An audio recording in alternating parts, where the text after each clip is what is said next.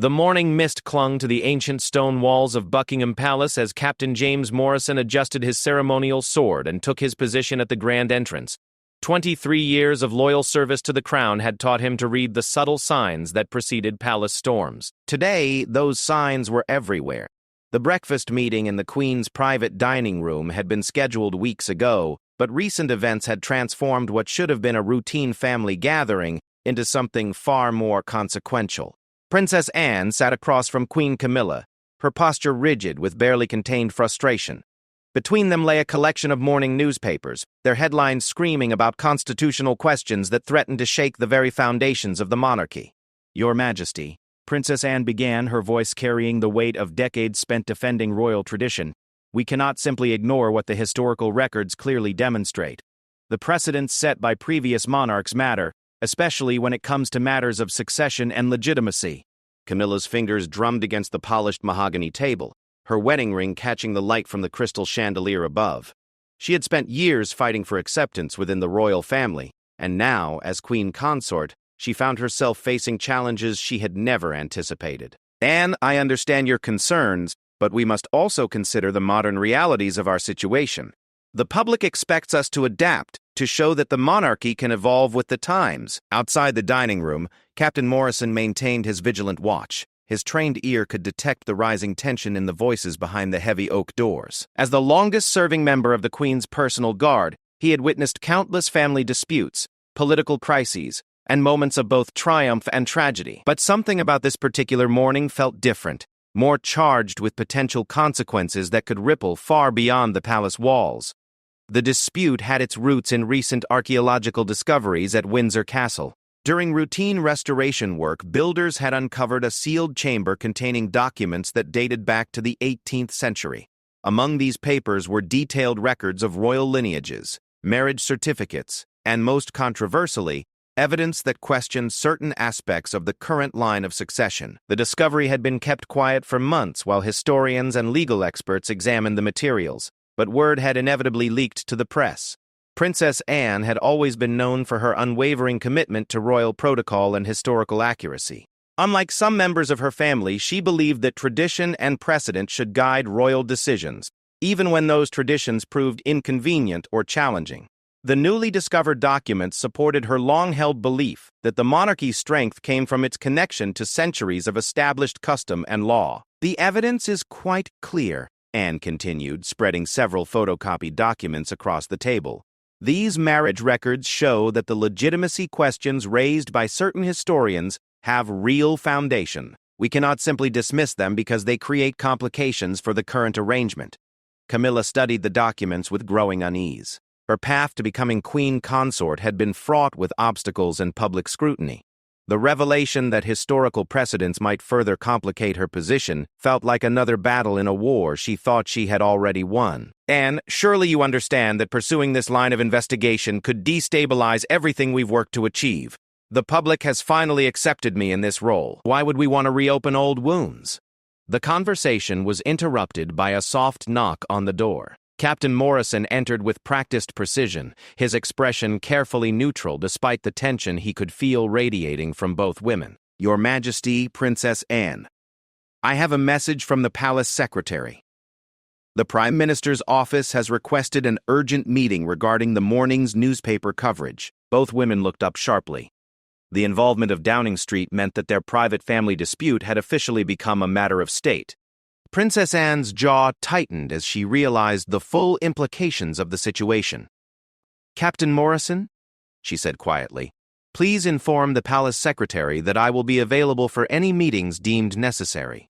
However, I want it clearly understood that my position on this matter will not change based on political convenience." Morrison nodded respectfully. "Of course, Your Royal Highness. Shall I also arrange for additional security measures? There appears to be an unusual amount of media activity at the palace gates this morning."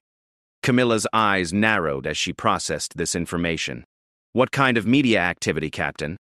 "Several television news vans, Your Majesty, and reporters from major international outlets. It appears that the story has gained significant traction overnight." Morrison's report was delivered in his characteristic calm tone, but both women could hear the underlying concern in his voice. The realization that their private family matter had become international news hit both women simultaneously. Princess Anne felt a familiar surge of anger at the way the media consistently invaded royal privacy, while Camilla experienced the sick feeling of déjà vu that reminded her of the darkest days of the phone hacking scandal years earlier. "This changes everything," Camilla said slowly, setting down her coffee cup with deliberate care. "Once the international press gets hold of a story like this, there's no containing it. We need to develop a unified response, or this situation will spiral completely out of control." Princess Anne gathered the historical documents and placed them carefully in a leather portfolio. "The truth doesn't change based on media coverage, Camilla. These documents exist. The historical questions they raise are legitimate. We can choose to address them honestly, or we can attempt to suppress them and deal with the inevitable consequences when they surface again." The fundamental disagreement between the two women had crystallized. Camilla saw the situation as a crisis to be managed, a threat to the stability and public acceptance that the royal family had worked so hard to rebuild after decades of scandal and controversy. Princess Anne viewed it as an opportunity to demonstrate the monarchy's commitment to historical truth and constitutional propriety, regardless of the short-term difficulties such honesty might create. Captain Morrison remained at attention, but his mind was racing through the security implications of the developing situation. He had served through numerous royal crises, from the aftermath of Princess Diana's death to various political scandals that had threatened the monarchy's reputation. Experience had taught him that the royal family's response to crisis often determined whether they emerged stronger or weaker from the ordeal. "Your Majesty, Your Royal Highness," he interjected carefully, "might I suggest that any decisions made today should take into account the long-term implications for the institution itself? In my experience, the public tends to respond more favorably to transparency and honesty than to perceived cover-ups." Both women looked at him with surprise. It was unusual for a member of the Guard to offer strategic advice, but Morrison's decades of service had earned him a unique perspective on royal crisis management. His comment hung in the air as each woman considered the wisdom of his words. Camilla was the first to speak. "Captain, your point is well taken, but we must also consider the immediate practical consequences. If these historical questions undermine confidence in the current succession, we could face a constitutional crisis unlike anything the monarchy has experienced in generations." Princess Anne nodded thoughtfully. "That's precisely why we need to address this situation head-on rather than hoping it will disappear. The monarchy's credibility has always rested on its connection to law, tradition, and historical legitimacy. If we're seen as hiding or distorting historical evidence, we damage that credibility far more than any uncomfortable truths ever could." The debate represented more than just a disagreement about crisis management strategy. It reflected fundamentally different philosophies about the nature and purpose of the modern monarchy. Camilla's approach emphasized adaptation, public relations, and the practical necessities of maintaining popular support in a democratic society. Princess Anne's perspective prioritized constitutional principle, historical continuity, and the monarchy's role as a guardian of national tradition. Outside the palace, the media circus was indeed growing. Television crews from around the world had descended on London overnight as news of the historical discoveries spread through international news networks. Social media was buzzing with speculation, conspiracy theories, and heated debates about the implications for the royal family's legitimacy. The Prime Minister's urgent request for a meeting reflected the government's concern that the developing story could destabilize not just the monarchy, but the broader constitutional framework of the United Kingdom. With ongoing challenges related to Scottish independence, Northern Ireland's complex political situation, and the country's post-Brexit relationship with Europe, the last thing the government needed was a crisis of confidence in one of the few remaining unifying national institutions. As the morning progressed, it became increasingly clear that the choice facing Princess Anne and Queen Camilla would have implications far beyond their personal relationship, or even the immediate future of the royal family. The historical documents they were debating represented a test of the monarchy's commitment to its own founding principles. Captain Morrison continued to monitor the situation from his post, but his thoughts were with the two women whose decisions would shape not just their own futures, but the future of an institution that had survived wars, revolutions, and social upheavals for more than 1,000 years. The weight of history seemed to press down on the palace as the morning shadows grew shorter and the moment for decisive action approached.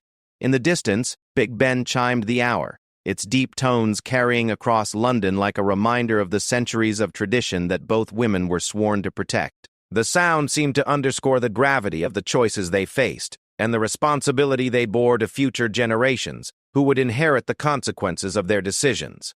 The stage was set for a confrontation that would test not only the personal resolve of Princess Anne and Queen Camilla, but the very foundations of the constitutional monarchy they had both sworn to serve. As the palace prepared for the challenges ahead, Captain Morrison adjusted his position and prepared to stand firm in defense of whatever decision his sovereign would ultimately make. The morning mist had lifted, but the clouds gathering over Buckingham Palace seemed darker and more ominous than any weather pattern. The real storm was about to begin. The emergency session in the Cabinet Office had been hastily arranged for 2 o'clock that afternoon. Prime Minister Sarah Henderson paced behind her desk, reviewing the morning's intelligence briefings while her communications team worked frantically to develop response strategies for what was rapidly becoming a constitutional nightmare. Captain Morrison had accompanied Princess Anne to Downing Street, maintaining his protective detail while remaining acutely aware of the historic nature of the unfolding events. As they walked through the corridors of power, he noticed the unusual number of senior civil servants and political advisors rushing between offices. The entire machinery of government seemed to have shifted into crisis mode. Princess Anne's resolve had only strengthened during the morning. The media attention, rather than deterring her from pursuing the truth about the historical documents, had convinced her that transparency was more essential than ever. She carried herself with the same dignity that had defined her public service for decades, but Morrison could see the steel in her eyes that appeared whenever she faced significant opposition. "Prime Minister," Anne said as she was shown into the oak-paneled office, "I assume you've had time to review the documents that were discovered at Windsor Castle. The implications are quite clear, regardless of how inconvenient they might be for current political considerations." Sarah Henderson had been expecting this conversation since the early morning briefings, but she still felt unprepared for the directness of Princess Anne's approach. The Prime Minister had built her career on pragmatic problem-solving, but the situation facing her now seemed to defy conventional political solutions. "Your Royal Highness," Henderson began carefully, "I've reviewed the materials with the Attorney General and our constitutional experts. While the historical significance of these documents is undeniable, we must also consider the practical implications of how we respond to their discovery. The stability of our constitutional framework depends on careful handling of sensitive matters like these." Princess Anne took her seat across from the Prime Minister's desk, her posture indicating that she had no intention of being swayed by political arguments. "Prime Minister, with respect, the stability of our constitutional framework depends on its foundation in law and precedent, not on our willingness to ignore inconvenient truths when they surface. These documents raise legitimate questions that deserve honest examination." Meanwhile, back at Buckingham Palace, Queen Camilla was hosting her own series of urgent meetings. Her private secretary had arranged consultations with the palace's legal advisors, public relations experts, and senior courtiers who had managed previous royal crises. The consensus among her advisors was clear. The situation required aggressive damage control to prevent irreparable harm to the monarchy's public standing. Lord Charles Pemberton, the palace's most senior legal counsel, spread the controversial documents across the Queen's private study table.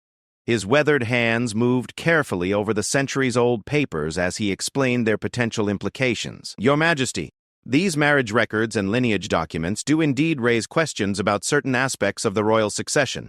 However, the legal principles governing monarchical succession have evolved significantly over the centuries. Historical irregularities don't necessarily invalidate current arrangements." Camilla listened intently, searching for any legal pathway that might allow them to minimize the document's impact without appearing to suppress historical evidence. "Lord Pemberton, what exactly would be the consequences if we were to acknowledge the full implications of these discoveries? Are we talking about symbolic embarrassment, or could this actually threaten the legal foundation of the current succession?" The elderly lawyer removed his spectacles and cleaned them slowly, a gesture that Camilla had learned to interpret as a sign that he was about to deliver particularly unwelcome news. "Your Majesty, the most conservative interpretation would suggest that while these documents don't invalidate the current succession, They do raise questions about the historical narrative that has supported the monarchy's claims to legitimacy. More aggressive interpretations could potentially challenge fundamental assumptions about royal lineage dating back several generations. At Downing Street, the conversation between Princess Anne and the Prime Minister had grown increasingly tense. Henderson was struggling to balance her responsibility to protect national stability with her respect for Princess Anne's commitment to constitutional principle. The political implications of the crisis were staggering, potentially affecting everything from the government's relationship with Commonwealth nations to ongoing negotiations with international partners who viewed the British monarchy as a symbol of institutional stability. "Your Royal Highness," Henderson said, choosing her words with extreme care, "I'm not suggesting that we ignore or suppress these historical documents.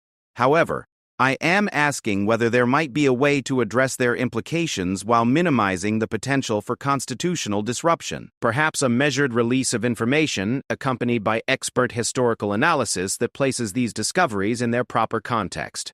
Princess Anne's response was immediate and uncompromising.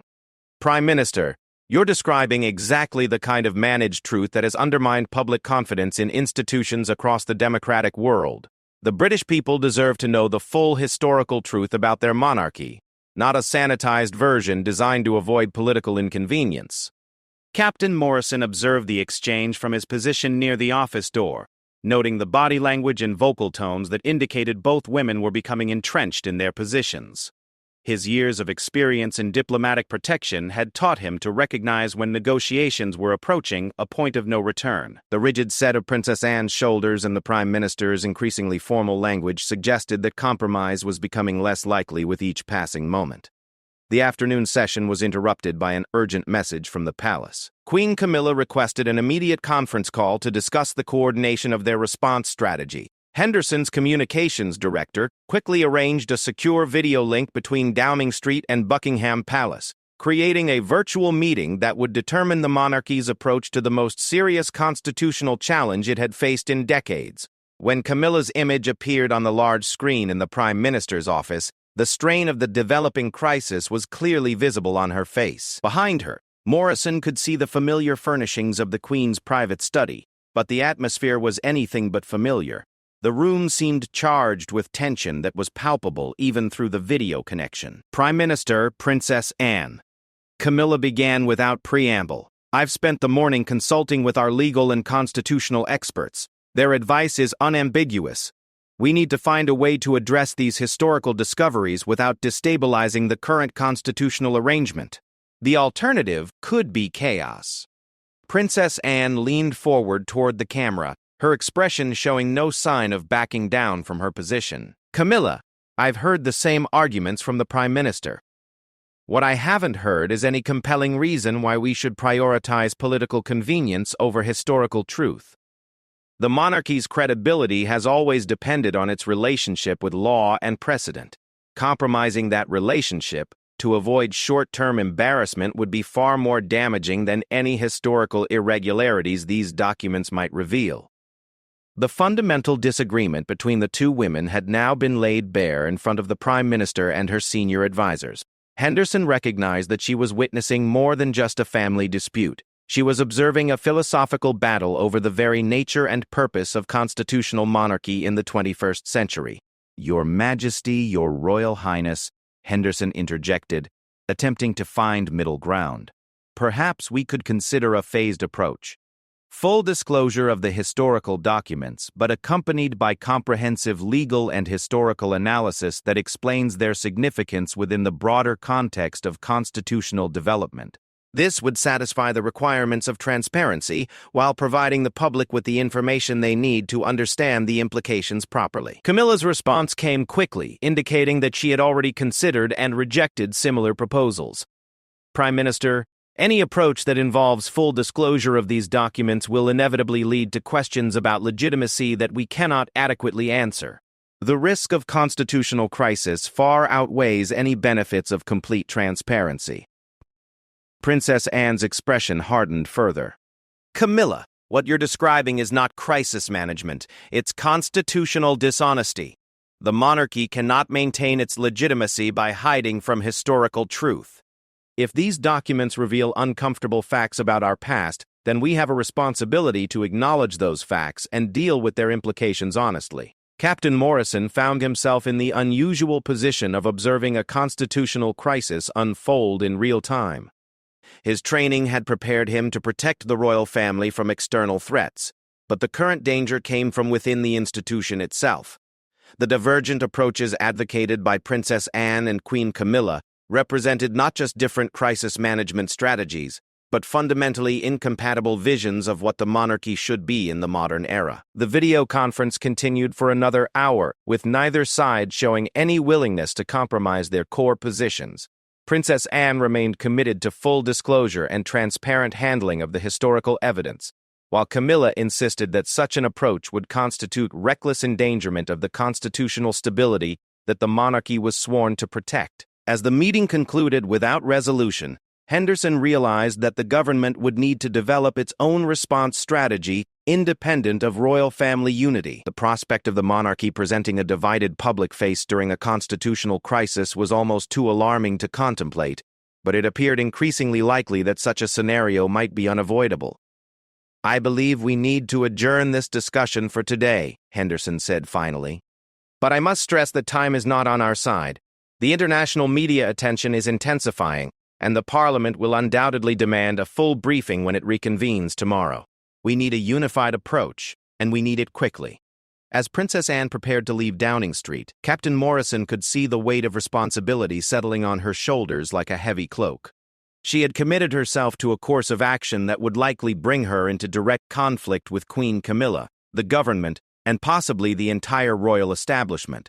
Yet her determination seemed unshakable. The ride back to Buckingham Palace was conducted in thoughtful silence. Morrison had accompanied Princess Anne through many difficult situations during their years of working together, but he had never seen her face a challenge quite like this one.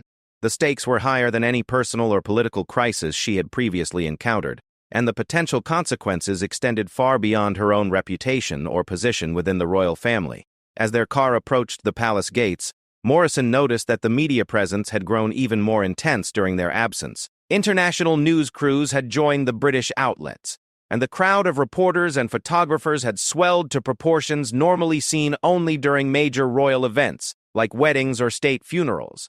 The constitutional crisis that had begun as a private family dispute was rapidly becoming a global news story. "Captain Morrison," Princess Anne said as they prepared to enter the palace, "I want you to know that I understand the difficult position this situation creates for you and the other members of the Guard. Your loyalty is to the crown, not to any individual member of the royal family. Whatever happens in the coming days, I will respect your duty to serve the institution rather than my personal interests." Morrison was moved by Princess Anne's consideration for his position, but he also recognized the profound sadness underlying her words. She was preparing for the possibility that her commitment to constitutional principle might isolate her from the very institution she had devoted her life to serving. The courage required to maintain such a position in the face of overwhelming opposition was remarkable, but it also carried the potential for tremendous personal cost. As they passed through the palace's grand entrance, Morrison reflected on the oath he had taken when he first joined the Queen's Guard more than 2 decades earlier. He had sworn to protect the crown and defend the constitutional monarchy against all threats, both foreign and domestic. Never had he imagined that fulfilling that oath might require him to choose between conflicting interpretations of what loyalty to the crown actually meant. The afternoon sun cast long shadows across the palace courtyard as Princess Anne disappeared into the building to continue her preparations for the constitutional battle that lay ahead.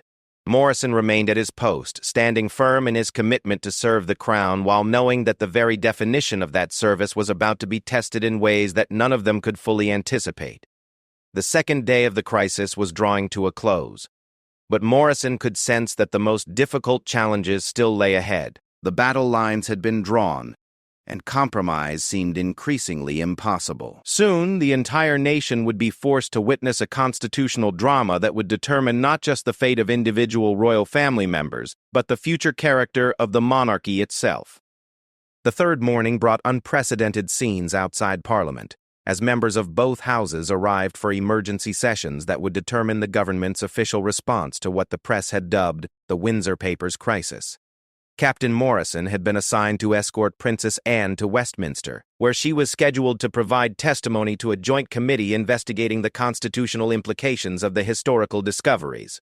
The overnight developments had intensified the crisis beyond anyone's expectations. Leaked excerpts from the discovered documents had appeared in several international publications, creating a media firestorm that extended far beyond Britain's borders. Commonwealth nations were demanding explanations about how the revelations might affect their own constitutional arrangements, while European allies expressed concern about the stability of what they had long regarded as one of the world's most reliable democratic institutions. Princess Anne had spent the early morning hours in her private apartments, reviewing her testimony with constitutional lawyers who supported her position that full transparency was the only viable path forward. Her legal team had assembled a comprehensive brief arguing that the monarchy's legitimacy depended precisely on its willingness to confront historical truths, rather than hiding from them. Your Royal Highness, Professor Margaret Thornbury, the distinguished constitutional historian said as she organized the final documents for Anne's testimony. The committee will undoubtedly pressure you to moderate your position in the interest of national stability. You should be prepared for arguments that full disclosure could damage Britain's international standing and undermine confidence in democratic institutions. Anne adjusted her jacket and checked her appearance in the mirror one final time. Professor Thornbury, I appreciate your counsel, but my position remains unchanged. The monarchy cannot maintain its constitutional role by abandoning the principles that justify its existence. If Parliament believes that truth-telling threatens national stability, then perhaps they need to reconsider what kind of nation they wish to govern. Meanwhile, at Buckingham Palace, Queen Camilla was preparing for her own appearance before the parliamentary committee. Her strategy team had developed a carefully crafted approach designed to acknowledge the historical significance of the Windsor Papers while minimizing their disruptive potential. The Queen's advisors had spent hours crafting language that would appear transparent while actually revealing as little as possible about the document's most controversial implications. Lord Pemberton reviewed the key points of Camilla's planned testimony one final time. Your Majesty, the committee will be particularly interested in your position regarding the legal implications of the discovered marriage records. Our recommendation is to emphasize that historical documents must be interpreted within their proper legal and constitutional context, and that isolated discoveries cannot overturn centuries of established precedent. Camilla nodded, though her expression revealed the strain of maintaining a position that felt increasingly untenable. Lord Pemberton, I understand the strategy, but I must ask, if we take this approach and the full contents of these documents eventually become public anyway, how will we explain our reluctance to address them honestly from the beginning? The question hung in the air, like an accusation. Camilla's closest advisors exchanged glances, recognizing that their carefully constructed strategy contained a fundamental weakness. If their goal was to minimize immediate disruption while hoping the story would eventually fade from public attention, they were gambling with the monarchy's long-term credibility. Captain Morrison's route to Parliament took him through crowds of protesters, supporters, and curious onlookers who had gathered to witness the unfolding constitutional drama. Signs demanding truth about the crown competed with others calling for stability and tradition. The political divide that had emerged overnight reflected deeper disagreements about the relationship between historical truth and contemporary governance. As their car approached Westminster, Princess Anne observed the crowds with interest rather than concern. Captain Morrison, what do you make of the public reaction? The media has suggested that people are divided about how we should handle this situation. Morrison considered his response carefully. Your Royal Highness, in my experience, the British public tends to respect honesty and principled stands, even when they disagree with specific positions. The protesters demanding truth seem as passionate as those calling for stability. Perhaps that suggests that people are less concerned with particular outcomes than with feeling confident that their leaders are acting with integrity. Anne smiled for the first time in days. That's a remarkably astute observation, Captain. It suggests that the risk of honesty may be less than the risk of appearing to hide from difficult truths. The Parliamentary Committee had assembled in Committee Room 14, one of Westminster's grand ceremonial spaces normally reserved for the most significant state occasions. The room's oak paneling and formal portraits created an atmosphere that emphasized the historic nature of the proceedings. Representatives from all major political parties were present, along with constitutional experts, legal scholars, and senior civil servants who would help interpret the testimony. Committee Chairman Sir Robert Whitfield called the session to order with unusual formality. Today's proceedings concern matters of the utmost constitutional significance. We are here to examine evidence that may affect the legal and historical foundations of our monarchical system. All witnesses should understand that their testimony will be subject to the highest standards of accuracy and completeness. Princess Anne was called as the first witness. As she took her place at the witness table, Morrison positioned himself at the rear of the chamber, maintaining his protective detail while observing the historic proceedings. The gravity of the moment was unmistakable.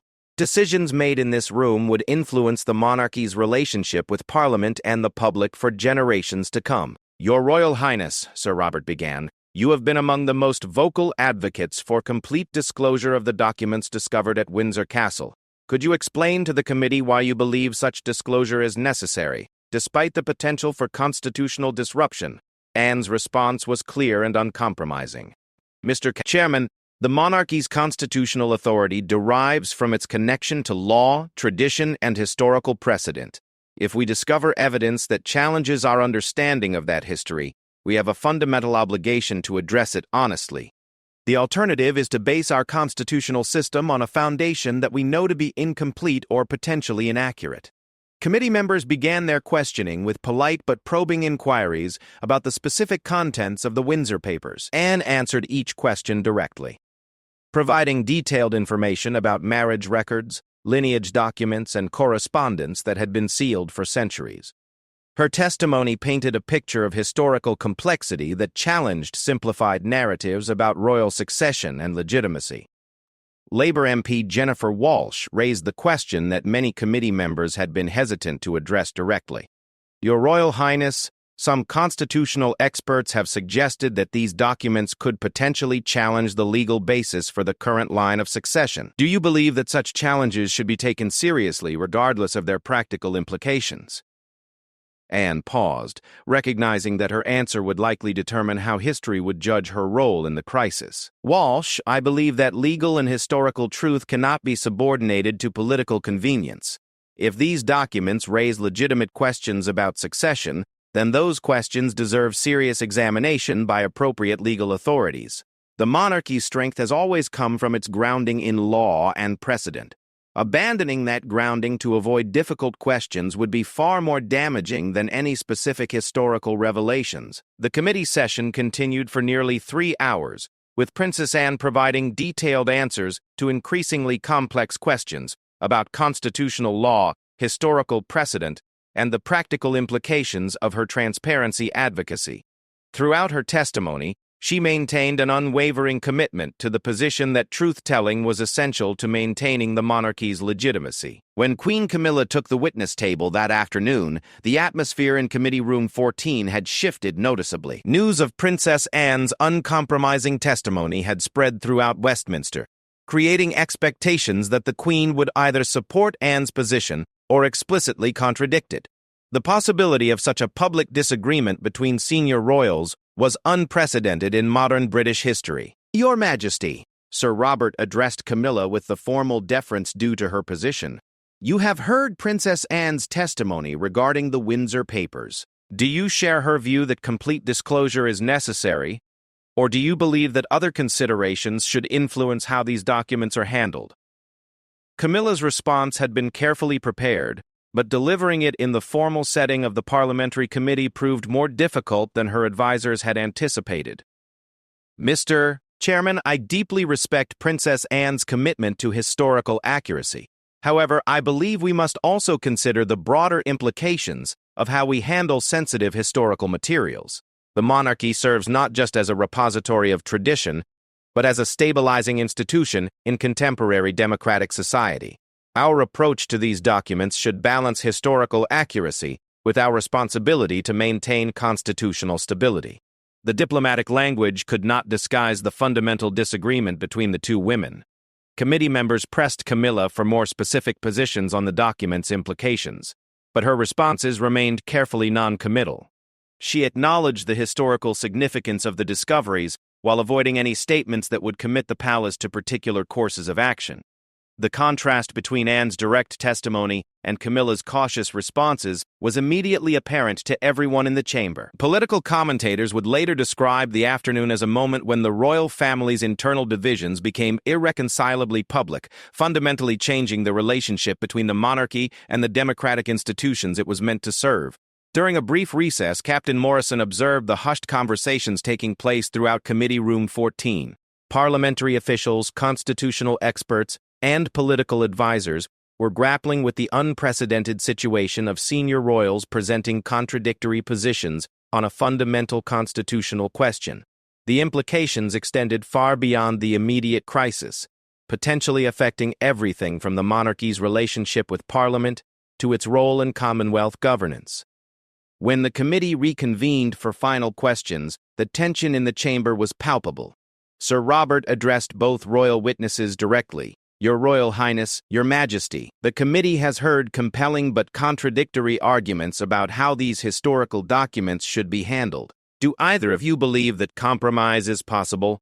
Or have we reached a point where fundamental philosophical differences make unified action impossible?" Princess Anne answered first, her voice carrying the weight of someone who had made an irrevocable decision. "Mr. Chairman, I believe that some principles are not subject to compromise. The monarchy's relationship with truth and historical accuracy is one of those principles. I cannot support any approach that subordinates factual accuracy to political expediency, regardless of the short-term consequences." Camilla's response was more measured but equally firm.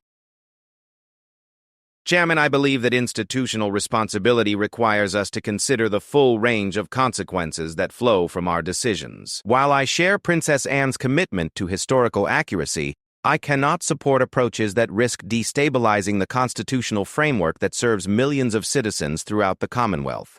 The parliamentary committee had witnessed something unprecedented in British constitutional history. Senior members of the royal family presenting irreconcilable positions on a fundamental question of institutional legitimacy. The implications would reverberate through the political system for months or years to come. As the formal proceedings concluded, Captain Morrison prepared to escort Princess Anne back to Buckingham Palace. The ride through London would take them past crowds that had grown larger and more vocal throughout the day. The constitutional crisis had captured public imagination in ways that few political events ever achieved, with citizens engaging in passionate debates about the relationship between truth, tradition, and democratic governance. "Captain Morrison," Princess Anne said as they left Westminster, "I know that today's testimony has created an impossible situation for you and the other members of the Guard. Your oath is to the Crown, but the Crown itself now appears to be divided on fundamental questions. I want you to know that whatever happens next, I will not hold you responsible for choosing institutional loyalty over personal relationships." Morrison was deeply moved by Anne's consideration for his position, but he was also troubled by the implications of her words. If the royal family could not present a unified approach to constitutional questions, how could the monarchy continue to serve its stabilizing role in British democracy? The questions raised by the Windsor Papers had evolved into something far more complex and challenging than anyone had anticipated when the first documents were discovered just days earlier. The sun was setting over London as their car approached Buckingham Palace, but Morrison knew that the most difficult phases of the crisis still lay ahead. The public divisions revealed during the parliamentary testimony had made compromise increasingly unlikely, and the pressure for definitive action was mounting from all directions. Standing firm in his commitment to serve the Crown, Morrison prepared for whatever challenges the coming days would bring, knowing that his understanding of duty and loyalty was about to be tested in ways that no amount of training could have prepared him for. The fourth day of the Windsor Papers crisis began with an unprecedented development that would fundamentally alter the trajectory of the constitutional dispute. Overnight, additional documents had been discovered in a previously overlooked section of the Windsor Castle archives.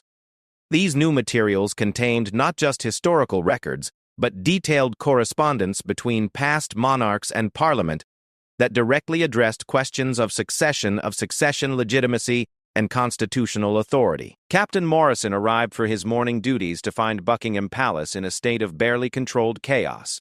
Senior courtiers moved through the corridors with grim expressions, while palace communications staff worked frantically to develop responses to media inquiries that were arriving faster than they could be processed. The discovery of the additional documents had transformed what was already a serious constitutional crisis into something approaching a complete institutional emergency. Princess Anne had requested an urgent meeting with Queen Camilla to discuss the implications of the new discoveries. The session was scheduled for 8 o'clock in the Queen's private study, with both women's senior advisors in attendance. Morrison positioned himself outside the study doors, acutely aware that the conversation taking place inside would likely determine whether the royal family could find a path toward unity or was destined for an irreparable public split.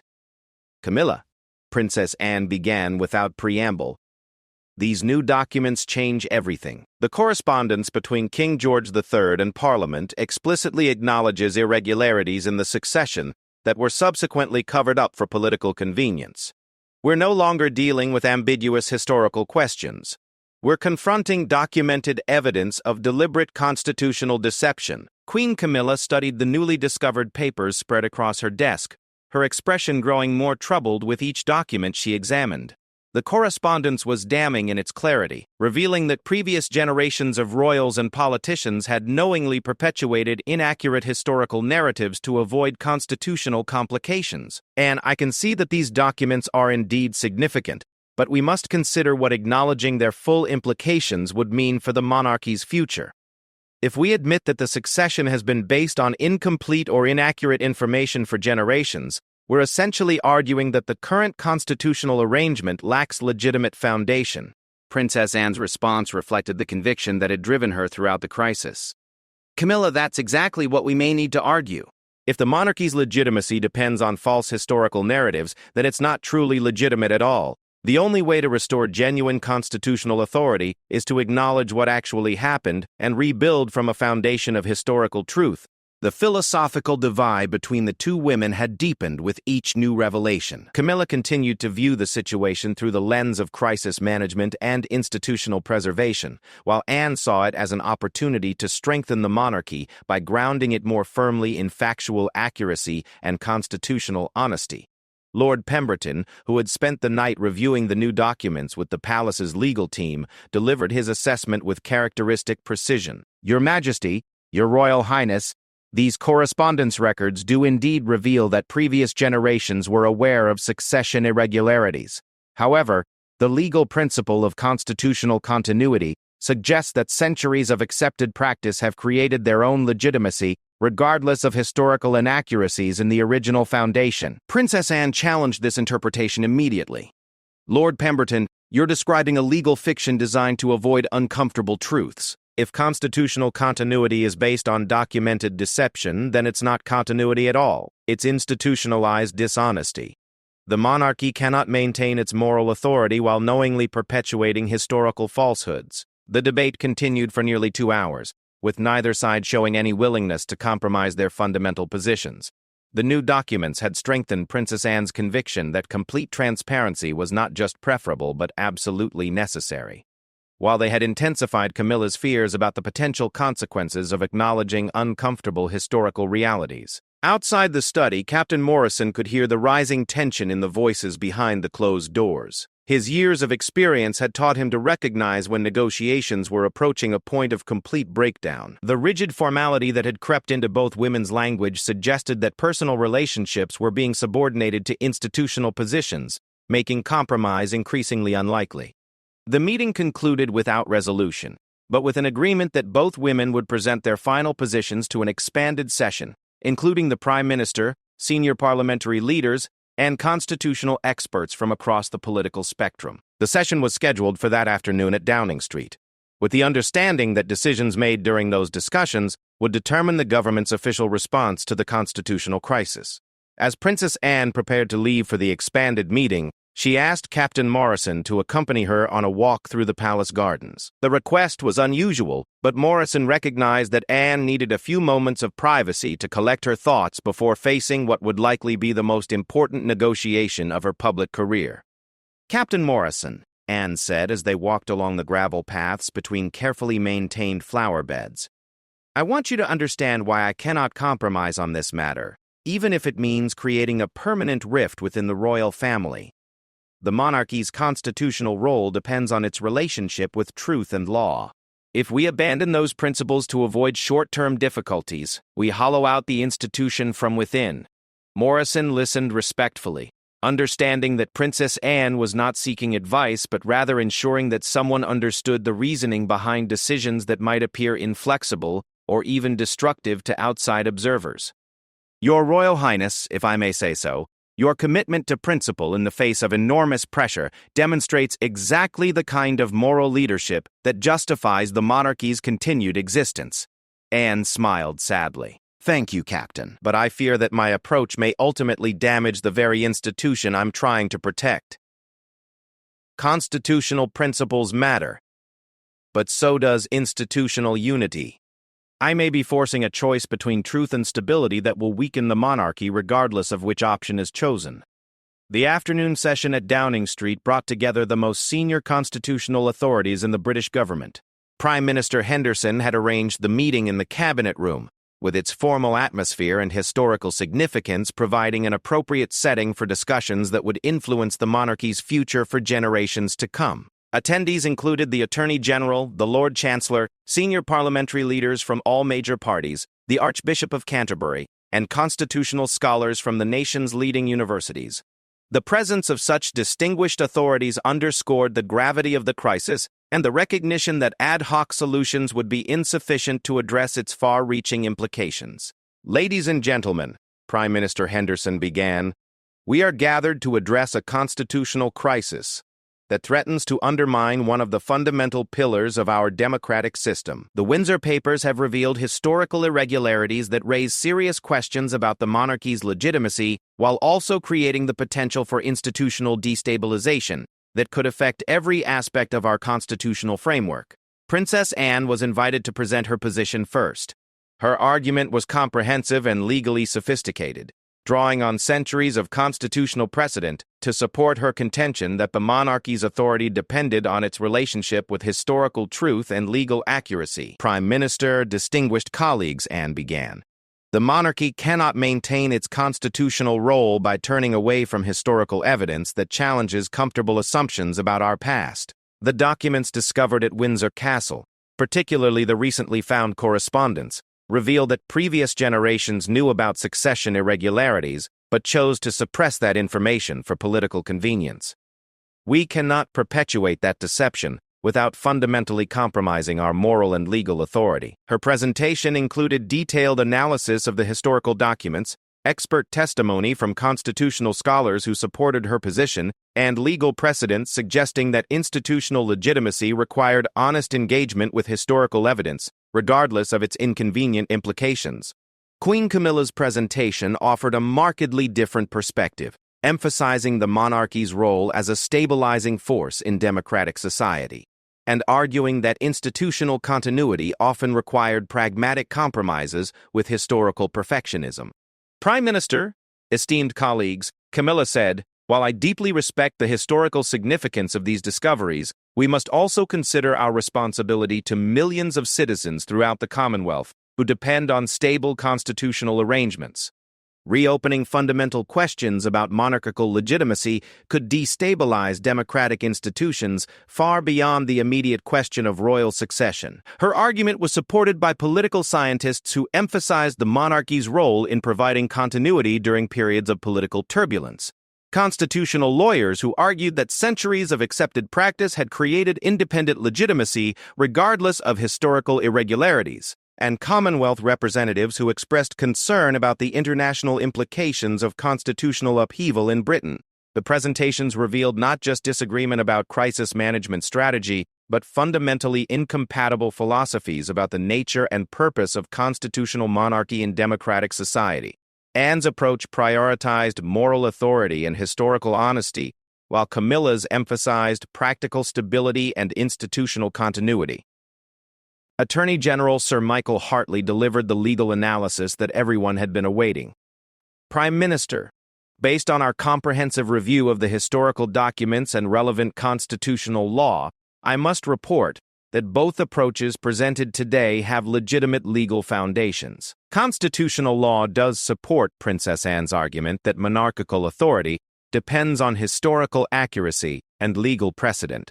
However, it also supports Her Majesty's position that institutional continuity and democratic stability are legitimate constitutional values that must be balanced against demands for historical perfectionism. The Attorney General's assessment meant that the government could not resolve the crisis through legal interpretation alone. The decision would ultimately be political, requiring elected leaders to choose between competing constitutional principles without clear legal guidance about which approach better served the national interest. Parliamentary leaders from both major parties expressed similar uncertainty about the best path forward. Conservative MPs emphasized the value of institutional stability and warned about the risks of constitutional experimentation, while Labour representatives stressed the importance of transparency and accountability, even for historical institutions like the monarchy. Archbishop of Canterbury Dr. Sarah Williams offered a perspective that transcended immediate political considerations. Prime Minister, this crisis raises profound questions about the relationship between truth and authority that extend far beyond constitutional law. The monarchy has always claimed moral authority based on its connection to history, tradition, and divine sanction. If that moral authority is compromised by documented deception, then the institution faces a spiritual crisis that cannot be resolved through legal or political means alone.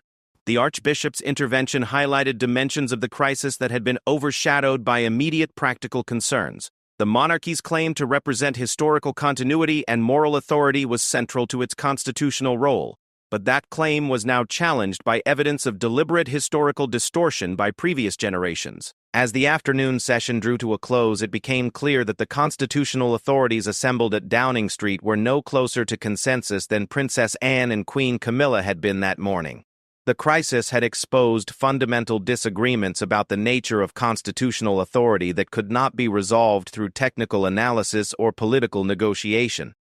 Prime Minister Henderson concluded the session with an acknowledgement that reflected the gravity and complexity of the situation facing the British constitutional system. It appears that we are confronting questions about the nature of legitimate authority that cannot be resolved through conventional political processes. The decisions we make in the coming days will determine not just the monarchy's future, but the kind of constitutional democracy we wish to maintain for future generations. As the meeting dispersed, Captain Morrison prepared to escort Princess Anne back to Buckingham Palace through London streets that were now filled with demonstrators representing every possible position on the constitutional crisis. The public had become deeply engaged with questions about truth, authority, and democratic governance that normally remained the province of academic specialists and political elites. "Captain Morrison," Princess Anne said as they observed the crowds gathered outside Downing Street, "I believe we are witnessing something unprecedented in British constitutional history. The people themselves are becoming participants in debates about monarchical legitimacy that were once confined to palace corridors and parliamentary chambers. Whatever happens next, the relationship between the crown and the people will never be quite the same." Morrison nodded, understanding that Princess Anne was right about the transformative nature of the developing crisis. The Windsor Papers had done more than reveal historical irregularities. They had opened fundamental questions about democratic authority and institutional legitimacy that would reshape British political culture for generations to come. As evening fell over London, the fourth day of the constitutional crisis concluded with all parties more entrenched in their positions than ever before. The path toward resolution remained unclear, but the stakes continued to rise with each passing hour. Standing firm in his commitment to serve the crown, Captain Morrison prepared for whatever challenges the final phase of the crisis would bring, knowing that the very definition of that service was about to undergo its most severe test in centuries. The fifth morning of the Windsor Papers crisis dawned with an atmosphere of finality that permeated every corner of Buckingham Palace. Captain Morrison arrived for duty to find preparations underway for what palace officials were privately calling the last stand, a final attempt to find resolution before the constitutional crisis spiraled completely beyond control. The breakthrough had come during the night, not from political negotiations or legal interpretations, but from an unexpected source. Dr. Elizabeth Hartwell, the elderly royal archivist who had supervised the original Windsor Castle restoration project, had requested an urgent meeting with both Princess Anne and Queen Camilla. Her decades of expertise in royal historical documents had revealed something that all the constitutional lawyers and political advisors had missed. The meeting was scheduled for 9 o'clock in the palace's historic throne room, a setting chosen deliberately to emphasize the gravity of decisions that would affect not just the current crisis, but the monarchy's relationship with history itself. Morrison took his position near the ornate golden thrones that had witnessed centuries of royal ceremonies, acutely aware that this morning's conversation might determine whether future generations would regard those thrones as symbols of constitutional legitimacy or institutional deception. Dr. Hartwell entered the throne room carrying a leather portfolio that contained what she described as the missing context for understanding the Windsor Papers. Her weathered hands trembled slightly as she opened the documents, but her voice was steady and authoritative as she addressed both royal women. "Your Royal Highness, Your Majesty," she began, "I have spent the past 4 days conducting additional research into the historical context of the documents we discovered. What I have found changes everything we thought we understood about their implications." Princess Anne leaned forward with interest, while Queen Camilla maintained the cautious expression that had characterized her approach throughout the crisis. Both women recognized that Dr. Hartwell's research might provide the key to resolving their fundamental disagreement about how to proceed. "The correspondence between King George III and Parliament that has caused so much concern," Dr. Hartwell continued, "was indeed authentic, and it does acknowledge irregularities in the royal succession. However, my research has revealed that those irregularities were subsequently addressed through a series of legal instruments that were kept confidential for diplomatic reasons."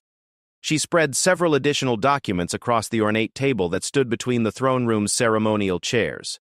"These are marriage certificates, legal declarations, and parliamentary acts that resolved the succession questions raised in the earlier correspondence. The irregularities were real, but they were corrected through proper constitutional procedures. The secrecy was maintained to avoid diplomatic complications with foreign courts that might have been affected by public acknowledgement of the succession adjustments." Princess Anne studied the newly revealed documents with growing amazement. "Dr. Hartwell, are you telling us that the succession irregularities were actually resolved legally and that the secrecy was motivated by diplomatic rather than deceptive purposes?" "Precisely, Your Royal Highness.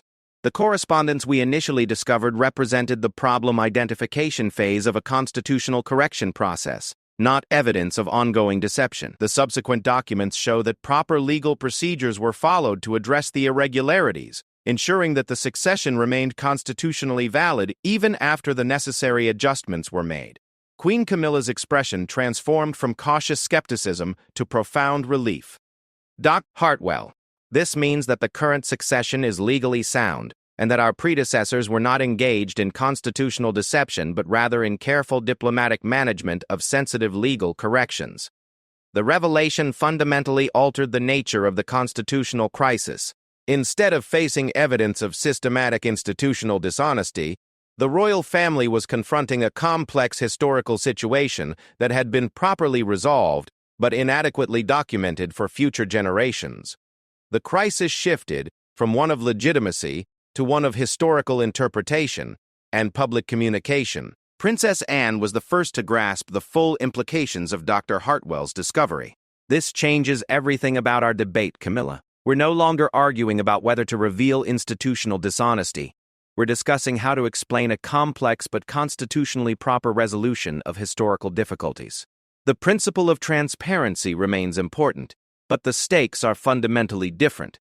The transformation in Princess Anne's position was striking to observe. Her commitment to constitutional honesty remained unwavering, but the object of that honesty had changed from exposing institutional deception to explaining sophisticated legal problem-solving by previous generations. The new evidence supported transparency while eliminating the constitutional dangers that had made Camilla so cautious about full disclosure. "Dr. Hartwell," Camilla said, "how confident are you that these additional documents complete the historical record? Are there likely to be further discoveries that might change our understanding again?" The elderly archivist considered the question carefully before responding. "Your Majesty, I cannot guarantee that every historical document has been discovered, but I am confident that we now have the essential legal instruments that resolve the succession questions. The documentation is sufficiently complete to demonstrate that proper constitutional procedures were followed, even if some diplomatic correspondence remains confidential for legitimate historical reasons. Captain Morrison observed the conversation with growing recognition that the constitutional crisis might be approaching a resolution that satisfied both women's fundamental concerns. Princess Anne's commitment to historical truth could be maintained through full disclosure of the complete documentary record, while Camilla's concerns about institutional stability were addressed by evidence that the monarchy's legal foundation remained solid. The immediate challenge became one of public communication, rather than constitutional principle. How could the royal family explain the complex historical situation to a public that had been following the crisis through sensationalized media coverage that emphasized conflict and constitutional dangers? Princess Anne addressed this challenge with characteristic directness. We need to present the complete historical record to Parliament and the public, accompanied by expert analysis that explains both the original succession difficulties and their proper resolution. This approach satisfies the requirements of transparency, while demonstrating that the monarchy has a long tradition of addressing constitutional challenges through appropriate legal procedures. Camilla nodded in agreement, recognizing that the new evidence had eliminated the fundamental disagreement that had driven their public conflict. Anne, I think we can develop a unified approach that emphasizes both historical honesty and constitutional continuity. The key will be presenting this as a story of institutional problem-solving rather than crisis and conflict. The transformation from constitutional crisis to historical clarification required careful coordination with government officials, who had spent days preparing for potential institutional collapse. Prime Minister Henderson was briefed on the new developments during an emergency conference call that brought together the same constitutional authorities who had struggled to find resolution just 24 hours earlier. Prime Minister, Princess Anne explained during the video conference, Dr. Hartwell's additional research has revealed that the Windsor Papers represent a more complex but ultimately reassuring historical narrative than we initially understood. The monarchy faced genuine constitutional challenges in the past, but addressed them through proper legal procedures that maintained both institutional legitimacy and constitutional continuity. Henderson's relief was palpable even through the video connection. Your Royal Highness, this development obviously changes the government's assessment of the situation dramatically. If the succession irregularities were properly resolved through constitutional procedures, then we're dealing with a historical clarification rather than a constitutional crisis. The afternoon was spent developing a comprehensive public communication strategy that would present the complete Windsor Papers story in a way that educated the public about constitutional history while reassuring them about institutional stability. The approach would include full disclosure of all discovered documents, expert historical analysis, and detailed explanation of the legal procedures that had resolved the original succession difficulties. Captain Morrison was assigned to escort both Princess Anne and Queen Camilla to a joint press conference scheduled for 5 o'clock that afternoon. The event would mark the first public appearance together since their disagreement had become international news, and their unified presentation of the resolution would be closely watched for signs of genuine reconciliation or merely diplomatic cooperation. The press conference took place in the palace's grand ballroom, with representatives from international media outlets joined by constitutional experts and political commentators who had been following the crisis closely. The ornate setting provided a reminder of the monarchy's historical continuity, while the formal podium arrangement emphasized the constitutional significance of the announcements about to be made. Princess Anne spoke first, her presentation focusing on the historical significance of the discoveries and the importance of understanding them within their proper constitutional context. The documents discovered at Windsor Castle represent a fascinating chapter in British constitutional history.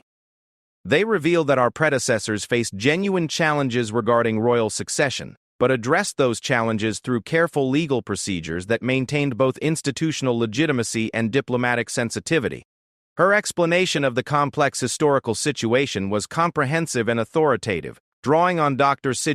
Hartwell's research to present a narrative that emphasized constitutional problem-solving rather than institutional failure. The discovery of the additional documents had transformed the crisis from a question of legitimacy into an example of sophisticated legal and diplomatic management by previous generations. Queen Camilla's presentation emphasized the implications for contemporary constitutional understanding. These discoveries remind us that the monarchy's strength has always come from its ability to address challenges through appropriate constitutional procedures, while maintaining stability and continuity. The documents demonstrate that our predecessors understood their constitutional responsibilities and fulfilled them even when facing complex legal and diplomatic pressures. The joint presentation was seamless, with both women presenting complementary aspects of a unified narrative that emphasized historical sophistication rather than constitutional crisis. The transformation from public disagreement to coordinated explanation was striking, demonstrating that their fundamental commitment to the monarchy's well-being had ultimately overcome their tactical disagreements about crisis management. During the question-and-answer session, reporters pressed both women about their previous disagreements and the process by which they had reached resolution. Princess Anne addressed these questions directly, acknowledging that different approaches to crisis management had initially created tension, but that additional historical evidence had provided the foundation for unified action. The disagreement between Her Majesty and myself reflected different assessments of incomplete historical information, Anne explained. Dr. Hartwell's additional research provided the context necessary to understand that we were both committed to constitutional principle, but were working with insufficient information about how previous generations had addressed similar challenges. Camilla reinforced this explanation by emphasizing that both of their approaches had been motivated by genuine concern for the monarchy's constitutional role.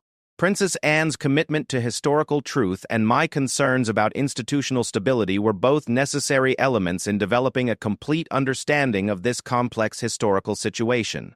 The resolution demonstrates that transparency and stability are not opposing values but complementary aspects of constitutional governance.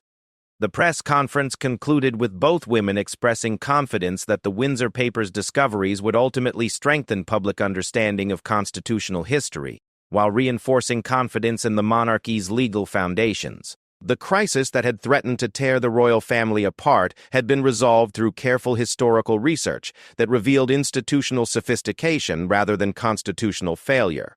As evening fell over London, Captain Morrison reflected on the extraordinary transformation he had witnessed during 5 days that had tested every aspect of his understanding of duty, loyalty, and service to the crown. The constitutional crisis that had begun with questions about institutional legitimacy had concluded with enhanced appreciation for the monarchy's historical complexity and legal sophistication. Princess Anne and Queen Camilla departed the press conference together, their reconciliation genuine and their mutual respect clearly restored. The experience had tested their relationship, but ultimately demonstrated their shared commitment to constitutional principle and institutional service. Both women had learned that their different approaches to crisis management could be complementary rather than contradictory when guided by complete information and unified purpose. Standing firm in his commitment to serve the crown, Morrison had witnessed a constitutional crisis that had ultimately strengthened rather than weakened the institution he was sworn to protect. The Windsor Papers had revealed not institutional failure but institutional adaptability, demonstrating that the monarchy's strength lay in its ability to address challenges through proper constitutional procedures while maintaining historical continuity and public confidence. The crisis was over, but its lessons would influence constitutional understanding for generations to come. The monarchy had faced its most serious legitimacy challenge in centuries and emerged with enhanced credibility based on historical truth, constitutional sophistication, and the demonstrated ability of royal leaders to place institutional service above personal considerations. As Captain Morrison resumed his normal duties, he carried with him the knowledge that he had witnessed and helped protect one of the most significant constitutional developments in British history. The oath he had taken to serve the crown had been tested and proven sufficient to guide him through challenges that no amount of training could have anticipated. Standing firm in that service, he was prepared to face whatever future challenges might test the institution that had proven its resilience through centuries of change and adaptation. The Windsor Papers crisis had concluded not with institutional collapse but with constitutional vindication, demonstrating that truth and stability were not opposing forces, but essential partners in maintaining the democratic monarchy that served as one of the fundamental pillars of British constitutional government. The Royal Guard had stood firm, and the Crown had emerged stronger for having faced and overcome its greatest test.